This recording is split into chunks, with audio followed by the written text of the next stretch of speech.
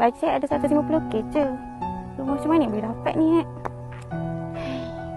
ada bajet 150k. Jom ikut Alia. Hari ni Alia bawa anda kita pergi lawat tapak Enis di Desa Sri Iskandar. Projek yang kelima, harga binaan hanya bawah 150k saja. So jom, let's go ikut Alia. So untuk projek ni kawasan dia adalah 866 square feet. Bukaan rumah dia adalah 34 kaki kali 29 kaki. Jom kita tengok apa yang korang akan dapat untuk bahagian dalam. Let's go. Okay, untuk bahagian depan ni kita ada anjing depan yang berkeluasan 14 kaki kali 3 kaki. Okay, kita masuk sikit. Okay, dekat sini ruang tamu yang berkeluasan 14 kaki kali 16 kaki. Okay, untuk projek ni kita dah set ikat batas. Untuk beam atas pun dah settle. Tinggal lagi sikit-sikit sahaja.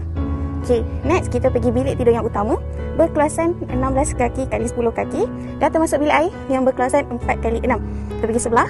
Bilik tidur yang kedua dan yang ketiga, keluasan dia adalah sama, iaitu 10 kali 10. Okay, so dekat sini kan, boleh nampak tak? Bumbung dia akan jadi tinggi. Daripada bawah ni sampai beam ni 11 kaki. Untuk bumbung tak ada tambahan lagi. Okay, so next kita ada ruang bilik air yang kedua. Keluasan dia sama je, 4 kali 6. So ini bilik tidur yang ketiga. Okay, next kita tengok lagi ruang apa yang korang boleh dapat untuk bajet 150k. So dekat sini kita ada ruang dapur yang berkeluasan 10 kali 10, sama dengan bilik tidur tadi. So dekat atas ni exhaust fan lah semestinya.